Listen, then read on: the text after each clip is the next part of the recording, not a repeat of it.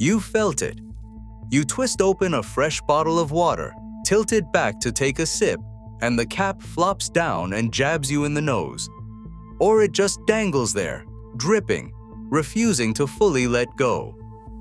And your first thought is probably that the bottle is cheap or broken, or that something went wrong at the factory. It isn't broken. Nothing went wrong on the assembly line. That cap is doing exactly what it was designed to do. And it was designed that way because a law told it to be. Not a suggestion. A rule with a hard deadline that forced almost every drink company on an entire continent to redesign their bottles at the very same time. And it all comes down to one single reason. Welcome to Breakdownz, the story behind everything. Today we're pulling apart the strange, stubborn little cap that suddenly won't come off your bottle, and the one problem it was quietly invented to solve. For decades, the bottle cap was the most forgettable object in your life. You unscrewed it, you tossed it somewhere, and you never thought about it again. Then, around the middle of 2024, the caps changed. They stopped letting go. Across Europe, and increasingly far beyond it, the cap became permanently tethered to the bottle by a thin band of plastic. This wasn't a trend, and it wasn't a brand experiment. It was the visible result of a single piece of legislation. And to understand why, you have to look down, at the ground, at the edge of a beach. Picture a stretch of European coastline after a busy summer. Volunteers walk the sand collecting litter and sorting whatever they find. Year after year, the same items rise to the top of the list. Cigarette butts, food wrappers, plastic bottles, and right up there with them, one of the most common pieces of plastic trash on the entire continent's beaches: bottle caps and lids. But here's the detail that mattered most. According to the European Commission, plastic caps and lids are found in nature 2 to 3 times more often than the bottles they came from. Think about what that's really telling us. People were doing the right thing. They were recycling the bottle. But the cap, that loose little disc, was getting separated somewhere along the way. It fell out of bins. It blew off trucks. It slipped through sorting machines. The bottle got saved and the cap escaped. So someone asked a deceptively simple question. What if the cap couldn't escape? What if you made it physically impossible to separate the two? That idea became law inside a document called the Single-Use Plastics Directive, officially known as Directive 2019-904, adopted by the European Union in 2019. And buried within it is Article 6. Article 6 is the reason your cap won't come off. The rule is surprisingly precise. Any single-use plastic beverage container holding up to 3 liters, your water bottles, your soda bottles, your juice cartons, can only be sold if its plastic cap stays attached to the container while you use it. There are a few carve-outs. Glass and metal bottles are off the hook. A metal cap doesn't count as plastic. But for the ordinary plastic bottle sitting in your hand, the cap now has to stay put.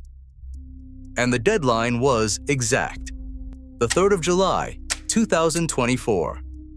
After that date, a non-compliant bottle simply could not be legally placed on sale across the whole European market. But writing the rule was the easy part, because now engineers had a genuine problem on their hands. How do you attach a cap permanently, yet still let someone open it, drink from it, and screw it cleanly back on, sometimes on a fizzy, pressurized bottle that could spray everywhere? A weak tether would snap on the first twist. A strong one might make the bottle a nightmare to open. So Europe's standards body, known as CEN, wrote a technical specification, essentially an engineering exam the caps had to pass. One part of that test demanded the tether survive a pull of around 25 newtons without breaking, and survive being opened and closed again and again without failing. Designers answered in different ways. Some used a lasso, a thin strap looping the cap to a ring on the neck.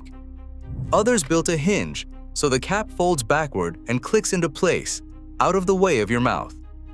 But the goal was always identical: keep it attached, keep it usable. And the changeover was staggering. Coca-Cola alone had rolled out hundreds of millions of tethered caps before the deadline even arrived.